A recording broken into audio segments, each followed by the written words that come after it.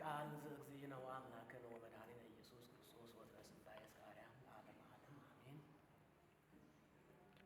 የዮሐንስ ወንጌል ምዕራፍ 14 በቁጥር 15 ወእመሰ ታፈቅሩኒ ዕቀቡ ትእዛዝየ ወአነሂ እሱሎ ለአብ እፌኑ ለክሙ ጰራቅሊጦስሃ ካልእ ዘከማየ ይሄሉ ምስሌክሙ ለዓለም።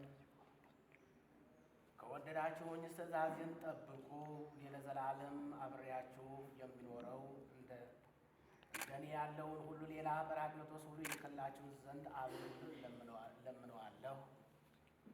ሊቀበላቸው ዓለም ሁሉ ሊቀበለው የማይችለውን የእውነት መንፈስ ሁሉ አያየውምና አያውቀውምና እናንተ ግን ሁሉ ቃላችሁን ታውቁታላችሁ፣ በእናንተ ዘንድ ሁሉ ይኖራልና በውስጣችሁ ያድራልና የሞት ልጅ ትሆኑ ዘንድ አልተዋችሁም። ከጥቂት ቀን በኋላ እንደገና እኔ ወደ እናንተ እመጣለሁ። እንግዲህስ ዓለም አያየኝም፣ እናንተ ግን ሁሉ ታዩኛላችሁ። እኔ ሕያው እንደሆንኩኝ እናንተም ሕያዋን ትሆናላችሁ።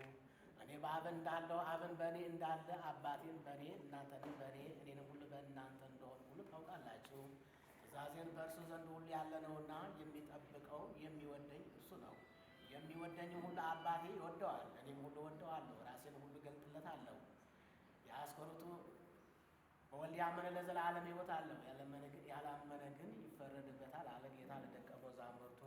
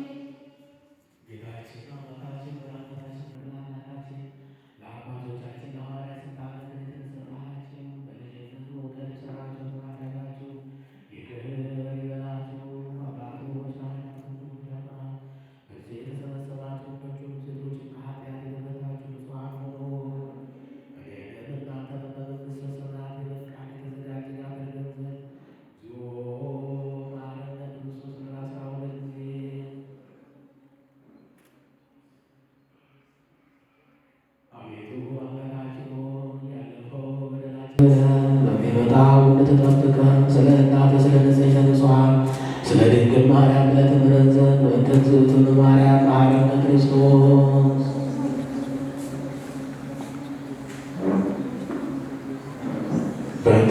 በማርያም መሐረነ ክርስቶስ የእግዚአብሔር አብ ጸጋ የእግዚአብሔር ወልድ ቸርነት የመንፈስ ቅዱስ ፍቅር አንድነት የመላእክት ጠባቂነት የጻድቃን በረከት የእመቤታችን አማላጅነት በሁላችን ላይ ይደርብን።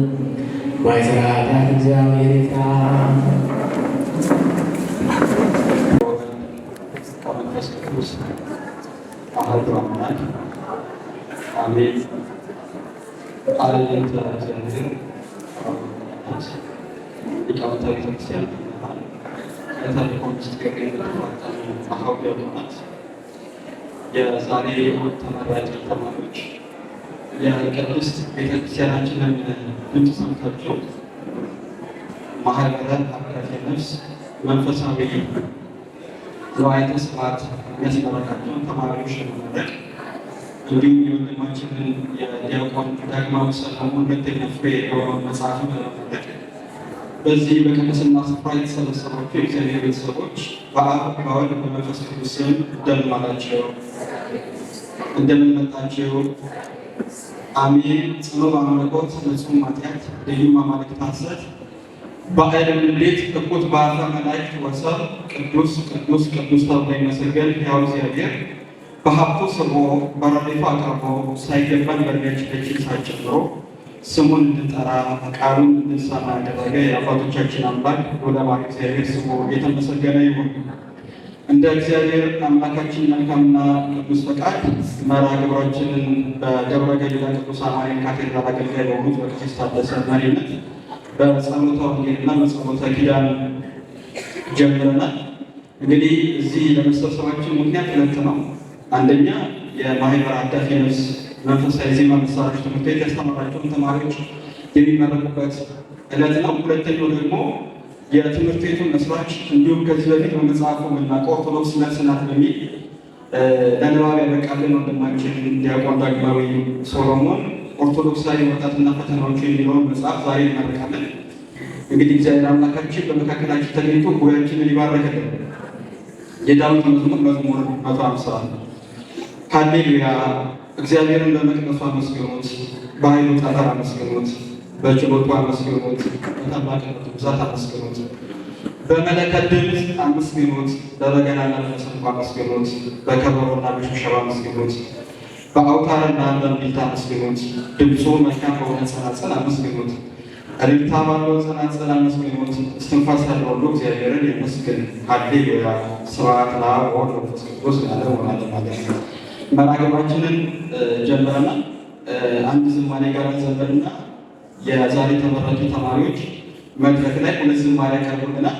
አንድ የበገና ዝማሬ ነው፣ ሁለተኛው የክራር ዝማሬ ነው። የብርሃን እናትና በዘባነ ኪሩብ የሚለው መዝሙር የምታቀርቡ ወንድሞቻችን ተዘጋጁ። እኛ ደግሞ ማህበረ አዳፌ ነፍስ ነው። ከቅዳሴ እዚህ የመጨረሻው አዳፌ ነፍስ ላይ ሀበነ እግዚኦ አዕይንተ አእምሮ ወትረኪያ ከይራያ፣ አቤቱ ጌታችን ወይ መንፈሳዊ ዓይኖችን ስጠን አንተን ብቻ ያዩ ዘንድ ወአእዛነ ጆሮቻችንን ያንተን ቃል ይሰሙ ዘንድ የሚለውን ዝማሬ አብረን በሥላሴ ስምና ስልጣን እንዘምር።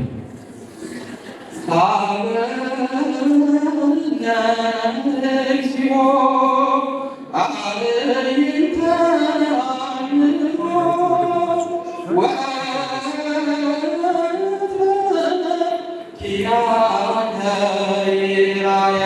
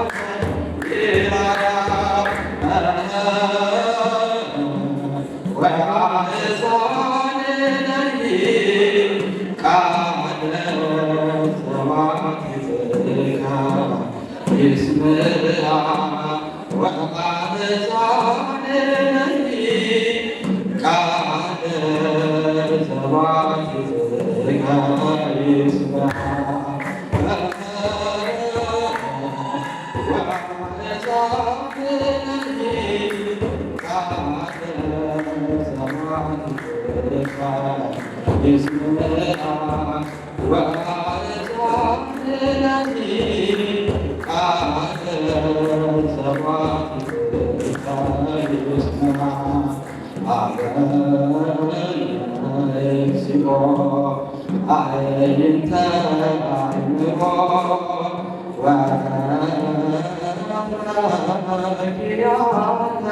ይራያ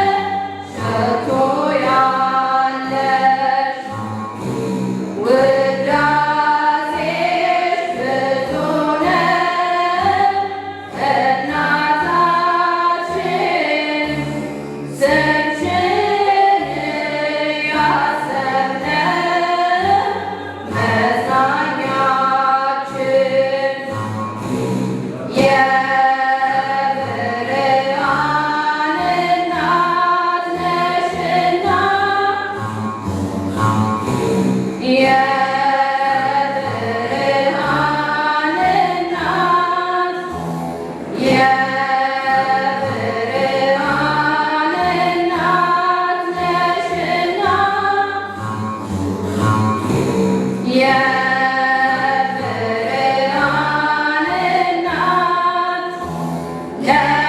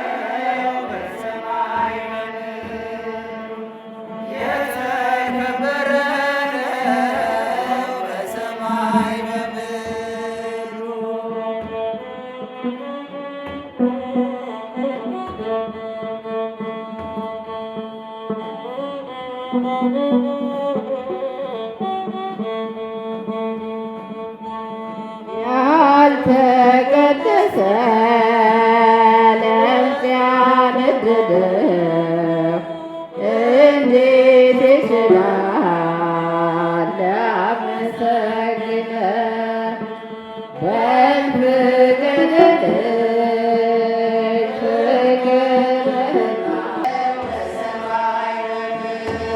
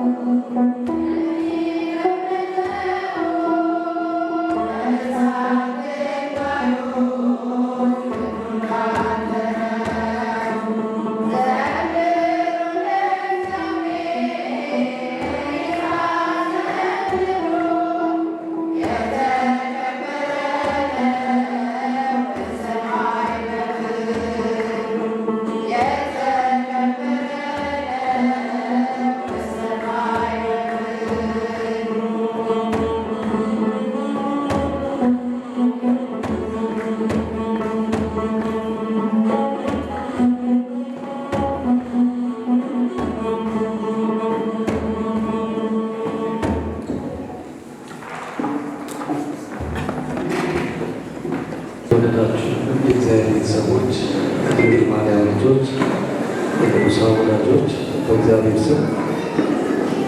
እንደምን ዋላችሁ? እንደምን ዋላችሁ? የእግዚአብሔር ስም የተመሰገነ ይሁን። የወንድም ዲያቆን ዳግማዊ ሰሎሞን መጽሐፍ ኦርቶዶክሳዊ ወጣትነት የሚለው ሀሳቡ በጣም ሰፊ ነው። ኦርቶዶክሳዊ ወጣትነት ማለቱ በራሱ በጣም ሰፊ ነው። ርዕሱ በጣም ሰፊ ነው። ወደ ወንድማችን ወደ ዲያቆን ዳግማዊ ሰሎሞን እንምጣና በመጀመሪያ ይህችን መጽሐፍ በጣም ሰፊ የሆነ ሀሳብ በውስጡ ሊያዝ የሚችል በመጽሐፍን ወልዷል፣ አዘጋጅቷል። በጣም ጭንቅ ነው መጽሐፍን ማዘጋጅ። በተለይ ኦርቶዶክሳዊ ሆኖ መጽሐፍን ማዘጋጅ ከባድ ነው።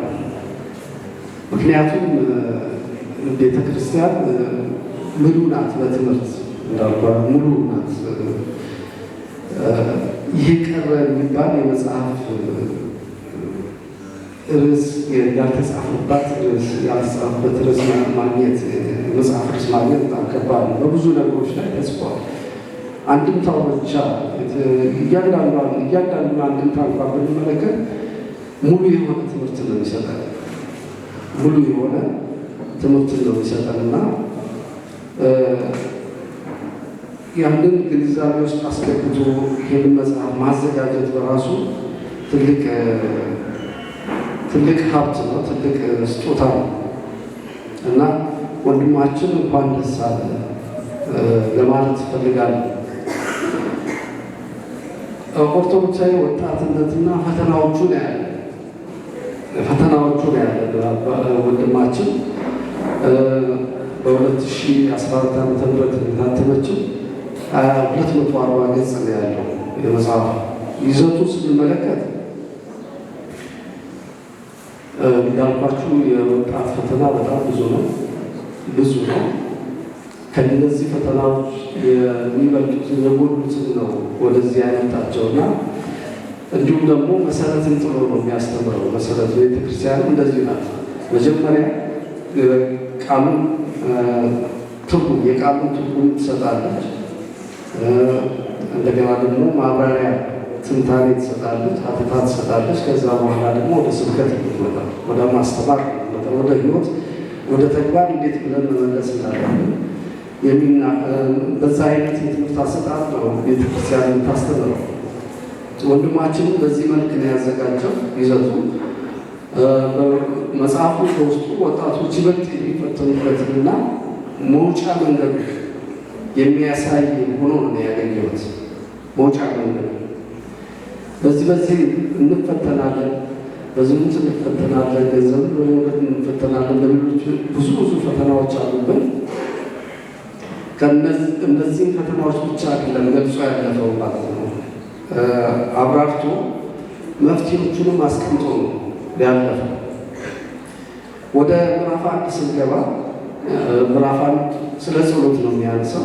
እንዳልኳችሁ መሰረት መጣል ስላለበት ጸሎትን ማለት ነው የሚለውን ያብራራል። ያው አባቶቻችን የመጨረሻው የነገሩ ግራ ያጋባል እንጂ ጸሎት ብዙ ትርጉም አለው። መጨረሻው ምን መሰላችሁ? ከእግዚአብሔር ጋር መነጋገር ነው። ጸሎት ከእግዚአብሔር ጋር መነጋገር ነው። እንደው አሁን እኛ ለጸሎት በምንቆምበት ሰዓት የእኛን ፈቃድ፣ ፍላጎት፣ ጉድለታችንን ነው አይደል የምንጠይቀው። እግዚአብሔር እንዴት ነው ከእግዚአብሔር ጋር መነጋገር? ለእኛ እንግዳ ነው። ምንድን ነው የምንነጋገረው ከእግዚአብሔር ጋር? ምንድን ነው የምንነጋገረው ከእግዚአብሔር ጋር? ምንድን ነው የሚነግረን? ልክ ይህንን ህይወት የምናገኘው በማርታ እህት ማርያም በማርታ እህት ማርያም በቅዱስ ዮሐንስ ወንጌላዊ ህይወት ውስጥ ነው የምናገኘው። ከደረቱ ተጠግቶ አሳልፎ የሚሰጥ ማን ነው ብሎ ይጠይቀው ነበረ። ብዙ ትምህርቶችን አጠገቡ ሆኖ መማር የነበረው ከእግዚአብሔር መማር፣ መጠየቅ፣ መነጋገር ማለት ያ ነው። አሁን ይሄ መጨረሻ ነው። ግን እኛ ለጸሎት ብሂል ተናግሮተ እግዚአብሔር ስለ ሰብእ ሰው ከእግዚአብሔር ጋር የሚነጋገርበት ማለት ነው ጸሎት እያለ ወንድማችን በዚህ መልክ አስቀምጦልናል። ይሄ ብዙ ትንታኔ የሚፈልግ ነው። ይሄ ግን መጨረሻ ነው። ፍቅረ እግዚአብሔር ላይ ስንደርስ ከእግዚአብሔር ጋር ስንሆን አንዳንድ ጊዜ ቅዱሳን ሲወጡ ስናያቸው ያበዱ አይምሯቸው የተነካ ይመስለናል። ከእግዚአብሔር ጋር ይነጋገራሉ እና እኛ በቃ አይምሯቸው ስተዋል ብለን ነው እናስበው እንደመጡ፣ ግን ያ አይደለም። ከእግዚአብሔር ጋር እየተነጋገሩ ነው እና በጸሎት ወንድማችን ጸሎትን በተመለከተ ፈጣሪን የፈጣሪን ፈቃድ መጠየቅ፣ የመንፈስ ቅዱስን እገዛ መሻት፣ ሰማያዊ ምስጢር ሊገለጥልን እግዚአብሔር መለመን ኃይለ አጋንንትን ለማራቅ እንደሚጠቅመን ተንትኖ አስተምሮ ጽፎልን እናገኛለን። ያ ብቻ አይደለም። ለጸሎት በምንቆምበት ሰዓት ከመቆማችን በፊት እንዴት ብለን መዘጋጀት እንዳለብንም ጽፎልን እናገኛለን። ምን ማድረግ እንዳለብን፣ ከጸሎት በፊት ምን ማድረግ፣ እንዴት ብለን መዘጋጀት እንዳለብን፣ ጥሞና እንደሚያስፈልገን፣ ሀሳባችንን መበተን እንደሌለበት፣ ሕሊናችን ሰብስበን በእግዚአብሔር ፊት መቆም፣ በትህትና ራሳችን ንጹሕ አድርገን ለእግዚአብሔር እያሰብን በፊታችን እንዳለ እያወቅን በፊታችን በምሉ ምን ነው እሱ የዚህ ቦታ ነው እና እሱ እንደሚያዳምጠን እንደ ልጅ እንደሚያዳምጠን አስበን ተዘጋጅተን በትህትና ሀሳባችን ሰብስበን ሌላ ሀሳብን ከኛ አርቀን ስጋ ፈቃዶቻችንን አርቀን መጸለይ እንደሚገባ በዚህ መጽሐፍ ተንትኖ አስተምሮናል፣ ጽፎልን እናገኛለን። ሁለተኛው የእግዚአብሔር ፍቅርን ያነሳው ወጣት ስለ ጸሎት ካወቀ ትህትናን ይማራል። ስለ ጸሎት ካወቀ ትህትናን ይማራል። ማን ድሃ መሆኑን ያውቃል ማለት ነው። ድሃ መሆኑን ብዙ የሚጎሉ ረዳት እንደሚያስፈልገው ያውቃል፣ ይገነዘባል። ያንን ለማስረዳት ወንድማችን ጠቢቡ ሰሎሞን መኃልየ የጻፈውን ጽሑፍ በደንብ አንስቶ በደንብ ያብራራዋል። እዛ ውስጥ ያብራራዋል። የእግዚአብሔር ፍቅር እዛ ውስጥ ስላለ ማለት ነው። ሰሎሞን ሙሽሪትን በቤተ ክርስቲያን የኛ አባቱ በቤተ ክርስቲያን መልሰው ይተረጉሟታል። እንደዚሁ ደግሞ ሙሽራው ተብሎ ወይም ውዴ እያለች የምትጠራው ጌታችን መድኃኒታችን ኢየሱስ ክርስቶስ እንደሆነ ተርጉሞ ያስተምራል። እኛ ደግሞ የእግዚአብሔር ቤተ ክርስቲያን ቤተ መቅደስ ነው የምንባለው፣ ቤተ ክርስቲያን ነው የምንባለው። ከዚያ አንጻር እኛ ራሱን እስከ መስጠት ደርሶ ወዶናል፣ አካሉ አድርጎናል። ስንጠመቅ የእሱን አካል ነው የምንለብሰው፣ የለበስነው ክርስቶስን ነው የመሰልነው። የራሱን አካል ነው ያደረገ። እኛ አንድ ሰው ተብለናል። እዚህ ላይ እንዳልኳችሁ ጠቢቡ ሰሎሞን መኃልየ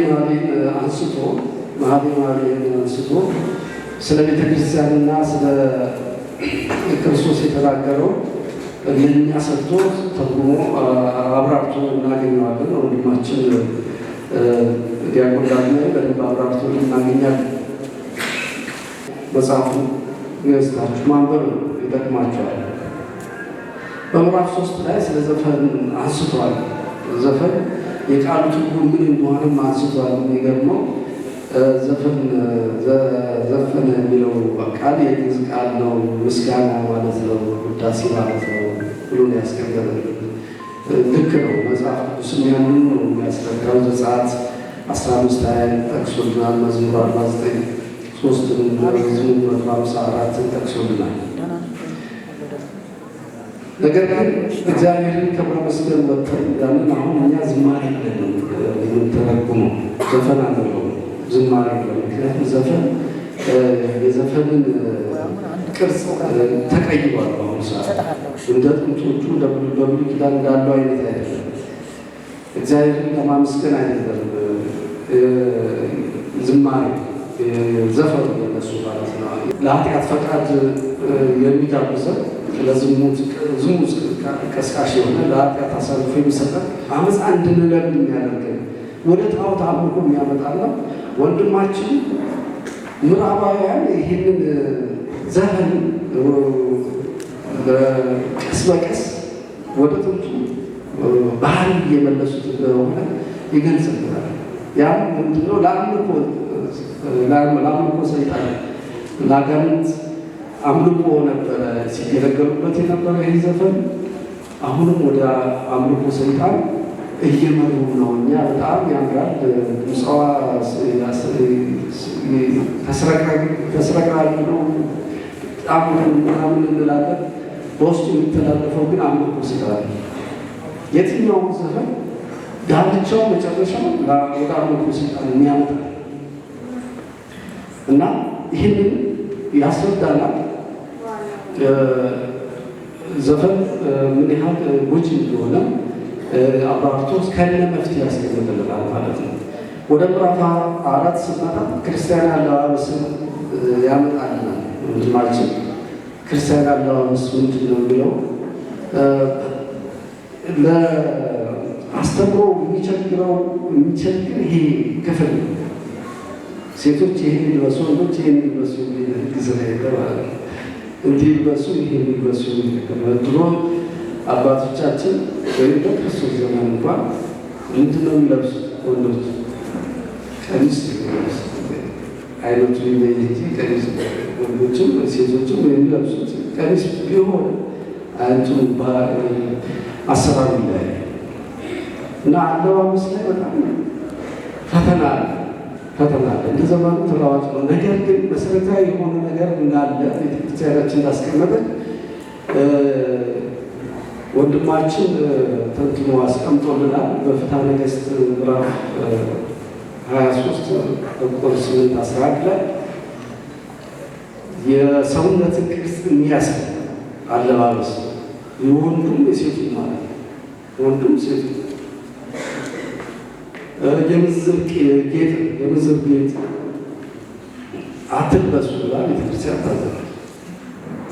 ይህንም በደንብ ግልጽ አድርጎ አብራርቶ ጽፎልናል። ስለዚህ የሰውነት ቅርጻችንን የሚያሳይ አለባበስ እንዲሁ ራሳችንን የከበርን እንድንወደድ ብለን የምናደርገው መጋጌጥ በእግዚአብሔርም በቤተክርስቲያንም ዘንድ የተወደደ እንዳልሆነ እንደሆነ ያስተምራል።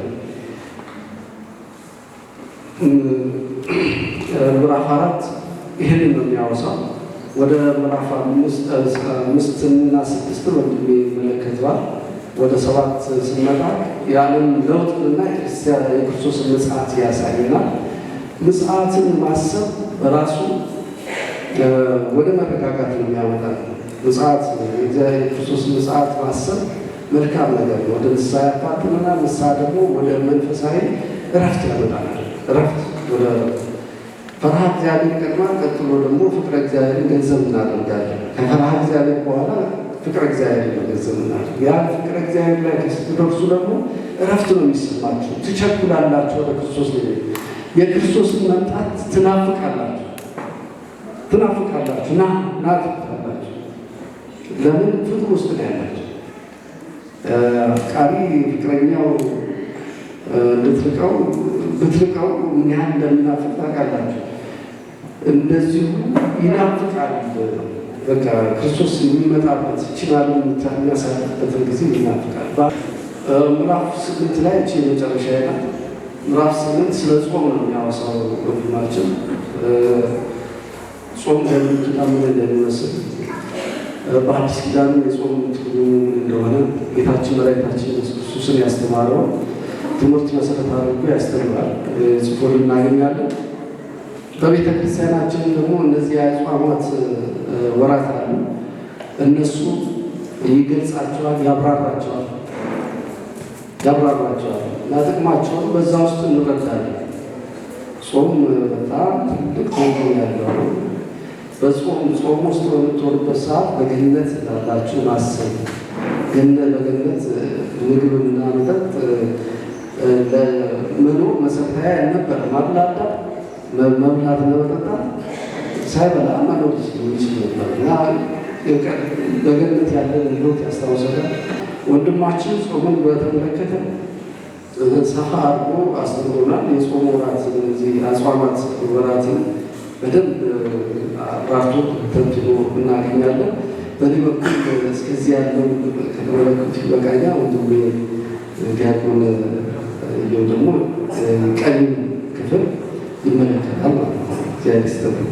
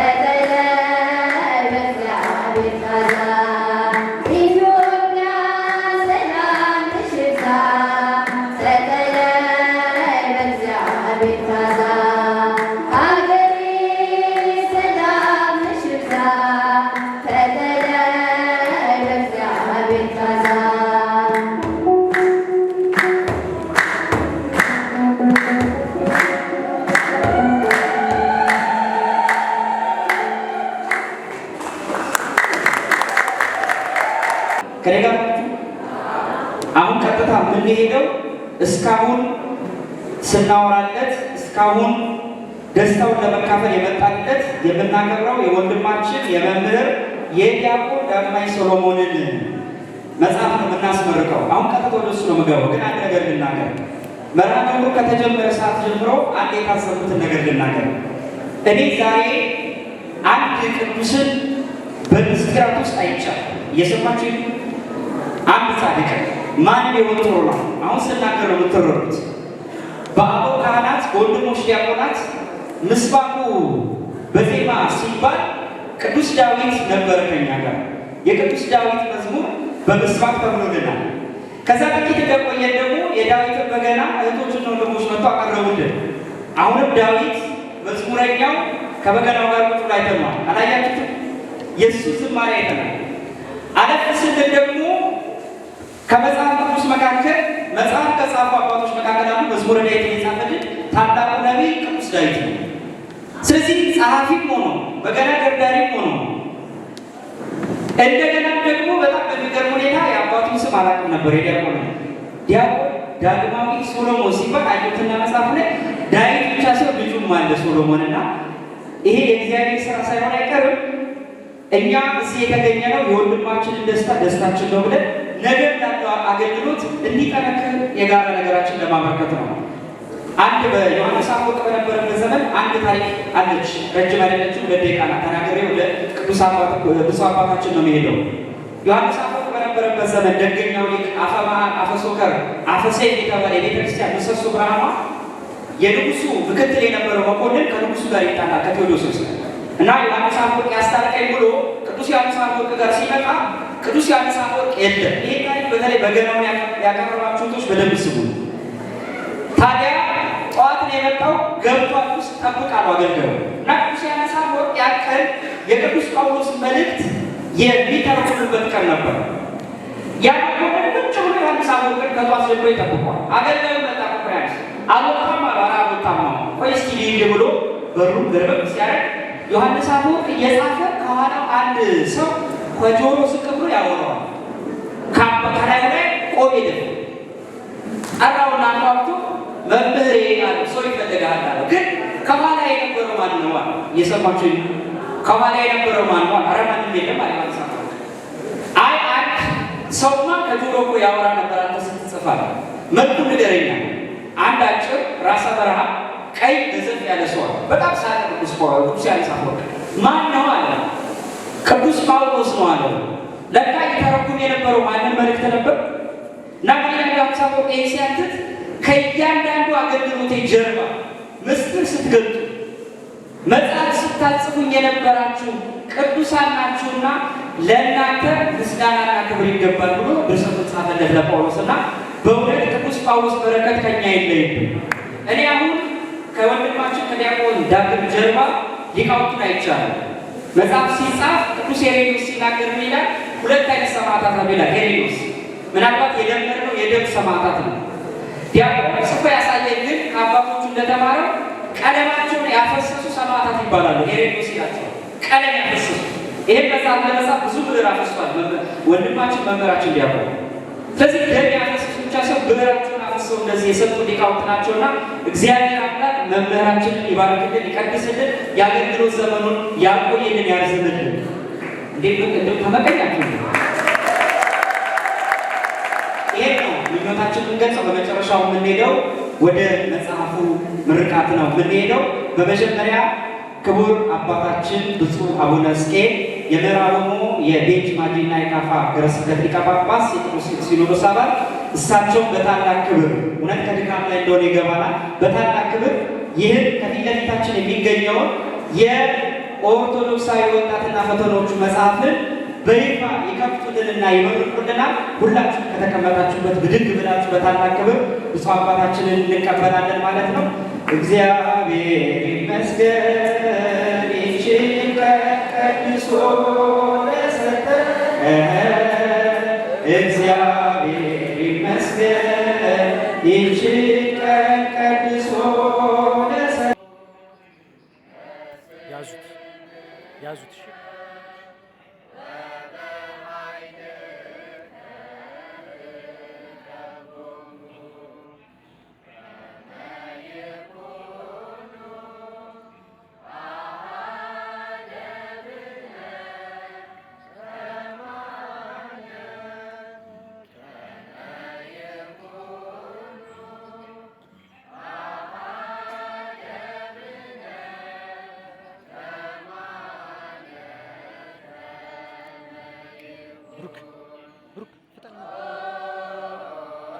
ተነሳ እንጂ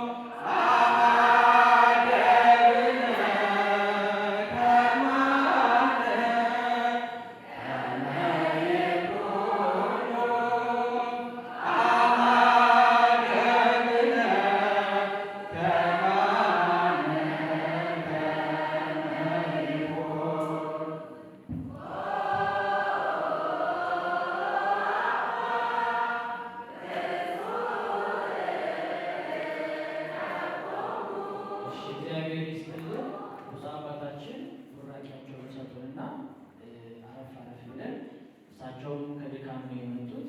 ለትንሽ ደቂቃ ባረካውን ቃለ ምዕዳን ሰጥተውን ትንሽ አረፍ ብለው ይሄዳሉ ማለት ነው ወደ ሙሳ አባታችን።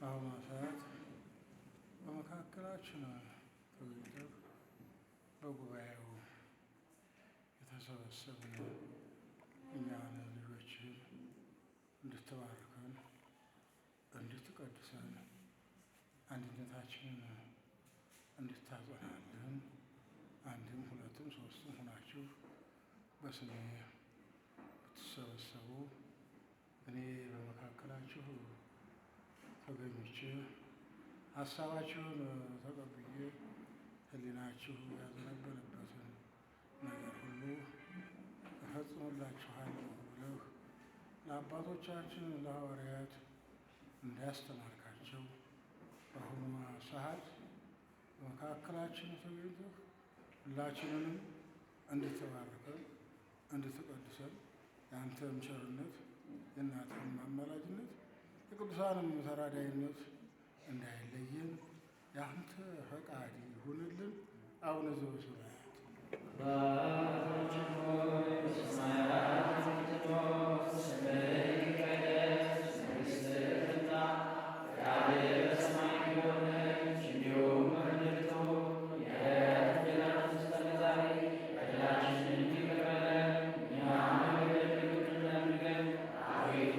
Amen.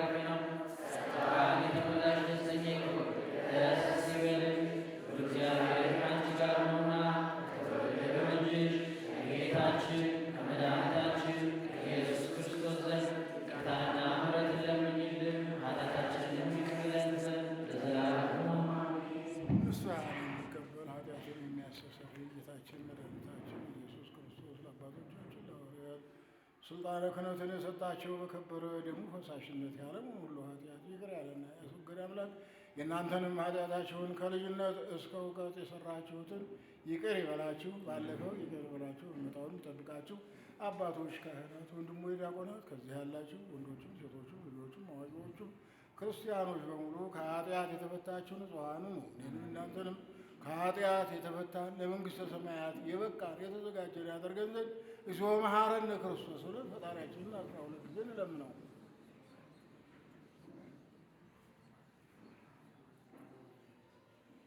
በእንተ እግዝእትነ ማርያም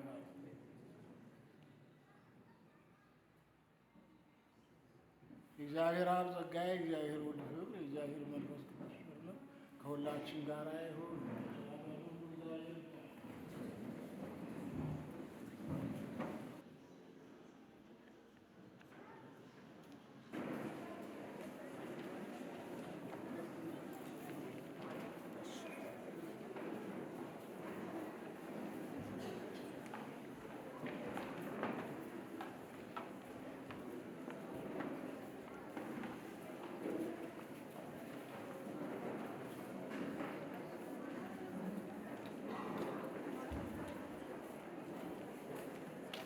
እሱ አባታችንን እንቀበላለን ማለት ነው። እግዚአብሔር ይመስገን ይህችን ቀን ቀድሶ ለሰጠን።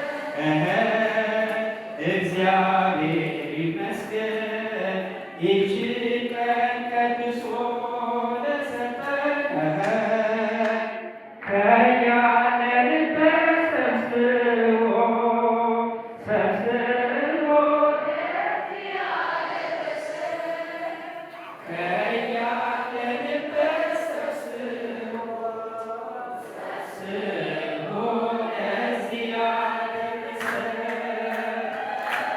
በመቀጠል አባታችን እግዚአብሔር ይስጥልን። በመቀጠል ስጦታ ነው የሚኖርን። ምናልባትም ይህ ስጦታ በቅድሚያ የዚህ መጽሐፍ ባለቤትና ይህ መርሃ ግብር እንዲደረግ እነዚህን የመሰሉ የዜማና መሳሪያ መንፈሳዊ ቅዱሳት እንዲጫወቱ በመምህርነት በማስተባበር ለዚህ ያደረሰው ወንድማችን ለእርሳቸው እንደ አንድ ስጦታ አለኝ እያለ ነበረና ምናልባትም አባታችን በክብር ወደዚህ እንጋብዛቸዋለን። እግዚአብሔር ይመስገን ይህችን ቀን ቀድሶ ለሰጠን። እግዚአብሔር እንግዲህ ወንድማችን ዲያቆን ዳግማዊ ብዙ አባታችንን አሁን አይደለም የሚያውቃቸው። ምናልባትም እኔ ብዙ አባቶችና ሊቃነ ጳጳሳትን እንደው ካደረጉኝ የአባቶችን ትምህርት አባቶችን እንድረዳ ያደረገኝ እሱ ነውና ይችን እንደው ለእሳቸው ባትመጥንም ነው ራሱ ሀሳቡን ገልጾ ይሰጥልናል ማለት ነው። እግዚአብሔርን አመስግኑ።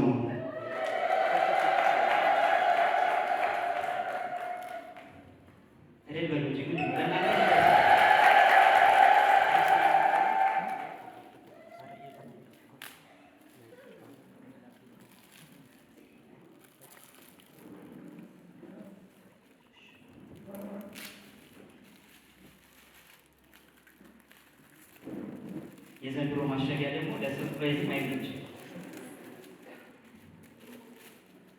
እግዚአብሔር ይመስገን። ይሄን የመሰለ ከገዳም ተሰርቶ የመጣ በእንጨት የታተተ ከአክሱም ቅድስት ጽዮን ቤተክርስቲያን ተሰርቶ የመጣ ከላይ ሲያዩት በእንጨት በአማራ እንጨት የተቀረጸ ውስጡ ደግሞ የቅዱሳን ስዕላት ያሉበት እንዲህ አይነት ስዕል እኔ ካየሁ በጣም ቆይቻለሁ። እግዚአብሔር የተመሰገነ ይሁን በእውነት ከስጦታ ሁሉ አባቶች በእጃቸው ሰርተው እንዲህ ያለ ዘላለማዊ ቀሪ የሆነ የሚቆይ ሀብትና ቅርስን የሰጡንና እግዚአብሔር የተመሰገነ ይሁን። በመጨረሻ ፈታፈታን እያለን እንሄዳለን። በቅድሚያ ግን የምስክር ወረቀቶችን የሚሰጥበት መርሃ ግብር ነው። ከዛ በፊት ግን አባታችን እንደው ከድካም ስለመጡ አባታችንን እንደው ባሉበት ተቀምጠው እንዲሰጡ ነው የምንጋብዘው። ፈጠን ፈጠን እያላችሁ ዘማሪ ምህረት፣ ሶስተኛ ብሩክ ደሳለኝ፣ ብሩክ ደሳለኝ፣ ብሩክ ደሳለኝ፣ አራተኛ እድላዊት ደረጀ፣ እድላዊት ደረጀ፣ ፈጠን እያላችሁ እድላዊት ደረጀ፣ እድላዊት ደረጀ። አምስተኛ ወልደሰን ጨምር። ወልደሰን ጨምር። ፈጠን እያላችሁ ሰዓታችን ስለሄደ ቶሎ እናጠናቅ። ብሩክ ኃይሌ ቶሎ ቶሎ እየወጣችሁ ብሩክ ኃይሌ ብሩክ ኃይሌ። ታሪኩ ገረመው ታሪኩ ገረመው። በተቻለ አቅም ብፁዕነታቸውን እንደው ተገኝተውልናል። ቢያንስ ቶሎ ቶሎ ፈጠን እያለ እንተባበራቸው። ታሪኩ ገረመው። ዲያቆን አቤት ፈቃዱ ዲያቆን አቤት ፈቃዱ። የሌላችሁ ተወካይ መውሰድ ይችላል። ዲያቆን አቤት ፈቃዱ። የመጨረሻው እርሱ እንዳለ ስዩም እርሱ እንዳለ ስዩም። ቀጣይ ደግሞ የበገና ተሸላሚዎች በተቻለ አቅም አደራ በገናችሁ ከነ በገናችሁ እንዳትመጡ፣ በገናችሁን እያስቀመጣችሁ እንድትገኙ። ወይዘሮ ጥሩ ወርቅ ማሞ ፈጠን እያላችሁ። ዲያቆን ኤርሚያስ ብርሃኑ ዲያቆን ኤርሚያስ። ዲያቆን ተካልኝ ደስታ ዲያቆን ተካልኝ ደስታ። ዲያቆን ሳምራዊት ታዬ ሳምራዊት ታዬ።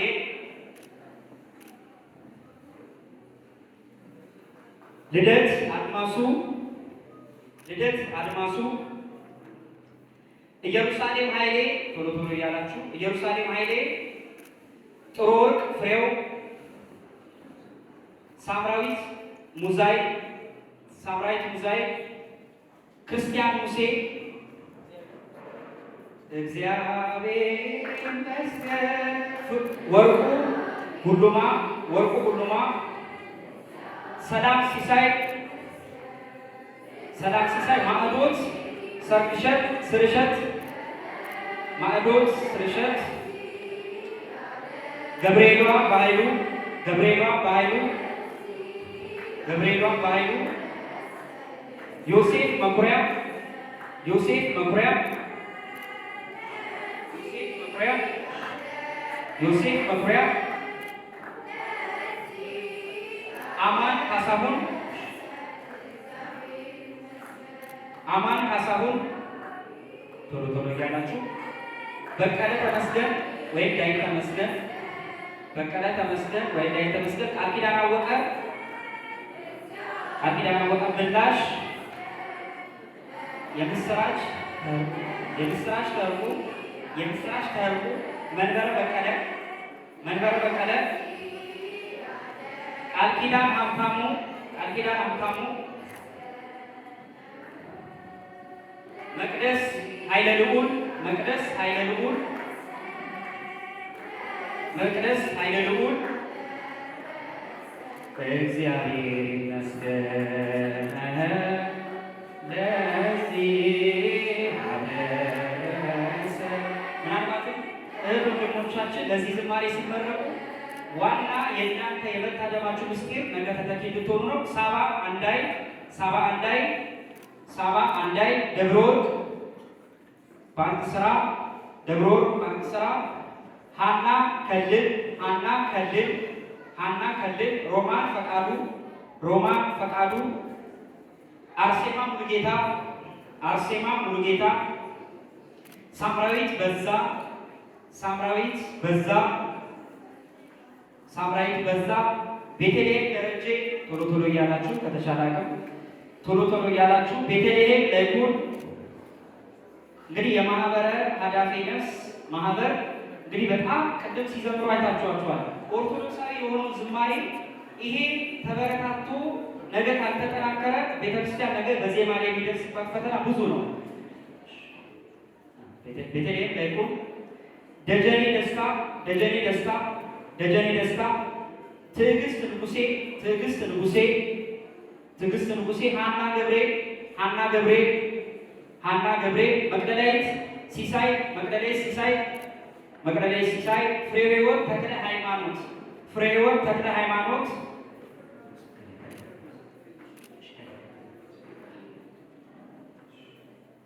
እሴተ አባቡ እሴተ አባቡ እሴተ አባቡ። ቃል ኪዳን ኃይሌ ቃል ኪዳን ኃይሌ ቃል ኪዳን ኃይሌ። ባንቺ ያለን መስፍን ባንቺ ያለን መስፍን ባንቺ ያለን መስፍን ባንቺ ያለን መስፍን። ስለዚህ ይሄንን ምስክር ወረቀት ሲሰጥ ማና ማየታችሁ መንስኤው ነገር እናንተ እንድትመዘገቡ ነው። ነገር እናንተ እንድትተኩ ነውና እንደው አይታችሁ ብቻ ወደ ኋላ ብትማቱን የመጨረሻ ሃይማኖት ታደሰ። በመቀጠል ወንድማችን ዲያቆን ዳግም ያጠቃልላል። ያልተሰጣችሁ አላችሁ፣ በኋላ ያልተሰጣችሁ አላችሁ ወደዚህ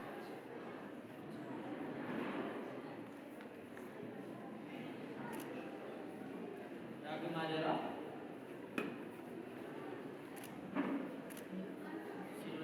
ሲኖዳ በፍቅር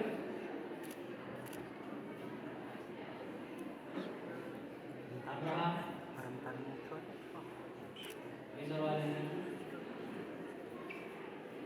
ለነበረ ጊዜ ሁሉ አምላካችን የእግዚአብሔር ስም የተመሰገነ ይሁን።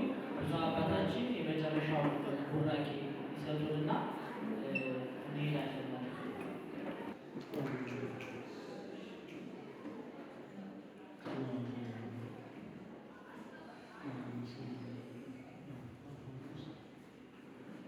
ከወደዳችሁኝ ትእዛዙን ጠብቁ፣ በሕጌ ተመላለሱ። ትእዛዙን የምንጠብቅ ከሆነ ፈሪሃ እግዚአብሔር በእኛ ላይ ካለ እግዚአብሔር ዕድሜያችንን ያረዝማል፣ ሀብታችንን ያቀናል። ዝም ብለን ሕግ እያለ ያለ ሕግ የምንራመድ ከሆነ እግዚአብሔር መሳሪያው ብዙ ነውና መቅሰፍትንም ይልካል፣ ሰላምንም ይነሳል፣ እሱም ያባላል። መሪና ተመሪ፣ መሪ እንደ መሪነቱ፣ ተመሪ እንደ ተመሪነቱ ስራውን ታልቀጠለ፣ ሁሉም መሪ ሊሆን ቻለ፣ ስራ ይበላሻል፣ እግዚአብሔርም ይቆጣል። አሁን ችግራችን የመምራትን የመመራትን ዘይቤ ከሀገራችን ራቀና ፖለቲካውን የሚሸከመው አጣና የኔ እግር ራሴ ብቻ ነው የምትሸከመው፣ ሌላ ሸክም ተተጫናት ተንገዳግዳ መውደቅ ነው። እንደምናየው አሰራር ሁሉ ይህን የመሰለ ሆኖ እናየዋለንና ሀገራችን የኢትዮጵያ አቅጣጫዋን ለውጣ ነው ያለችውና ሀገራችንም እግዚአብሔር አምላክ ወደ አቅጣጫ ይመልስልን፣ ሰላምን ያምጣ፣ አንድነትን ያዝራ።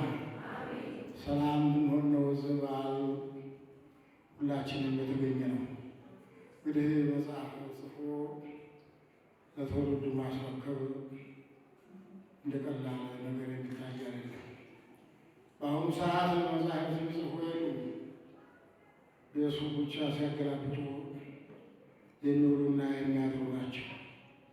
የዓይናቸው ብርሃን በዛ ነው የሚደግሙ። እንግዲህ ነቢያትም ጽፈዋል፣ ሐዋርያትም ጽፈዋል። የጻፉ ነቢያት አሉ፣ ያልጻፉ ነቢያት አሉ። የጻፉ ሐዋርያትም አሉ፣ ያልጻፉ ሐዋርያትም አሉ። ይሄ እንግዲህ የሚጽፉ እግዚአብሔር የመረጣቸው ናቸው። በጽሑፍ ላይ አስቦ ለሕዝቡ ትምህርት የሚሰጥ ትምህርት ነክ የሆነ ትምህርት ሰጭ መልእክትን ማስተላለፍ ሃይማኖትን መጠበቅ ነው። ሃይማኖትን ማስፋፋት ነው። በሕፃንነትህ በጎልማሳነትህ እግዚአብሔርን እወቀው አትርሳው እንዳለው ሁሉ ይህ ወጣት ከአእምሮ አንቅቶ መጽሐፉን ጽፎ አስረክቦናል። መልካም ነው። እግዚአብሔር ይስጥልኝ። እናንተም በበገናማ መስግናችኋል። በገና ዛሬ የተጀመረ አይደለም። ዳዊት እየዘረዘረ በሽተኞች ሁሉ በዘመኑ ያሉ የበገናውን ድምፅ ሲሰሙ አራዊትም የርቁ ነበር፣ በሽተኞችን ይፈወሱ ነበር። ይህ እግዚአብሔር ብቻ የሚመሰገንበት ሳይሆን አጋንንት ጭምር የሚደነግጡበት ነውና ወጣቶች በአሁኑ ጊዜ እንዲያው እዚህ ተገኝታችሁ ሃይማኖታችሁን መግለጣችሁ እንደ ቀላል እንዳታዩት። የእናንተ ጓደኞች በቤት ይኖራሉ፣ ስንፍና አንቆ አስቀርቷቸዋልና እነሱም ወደዚሁ እንዲመጡ እናንተንም መከሯቸው። እግዚአብሔር እውነት ለጸሐፊውም ሰፋ ያለውን እድሜና ሙሉ ጤንነቱን ያድልልን፣ ሀገራችንን ሰላም ያደርግልን። ቅዱስ ገብርኤል ሰላምታ ሰላም እልሻለሁ። በሀሳብሽ ድንግል ነሽ፣ በሥጋሽ ድንግል ነሽ። የአሸናፊው እግዚአብሔር እናት ሆይ ሰላምታ ላንቺ ይገባሻል። ከሴቶች ሁሉ ተለይተሽ አንቺ የተባረክሽ ነሽ፣ የማኅፀንሽም ፍሬ የተባረከ ነው። ጸጋን የተሞላሽ ቅድስት ሆይ ደስ ይበልሽ፣ ልዑል እግዚአብሔር ከአንቺ ጋር ነውና ከተወደደው ልጅሽ ከጌታችን ከመድኃኒታችን ከኢየሱስ ክርስቶስ ዘንድ ቅርታንና ምሕረትን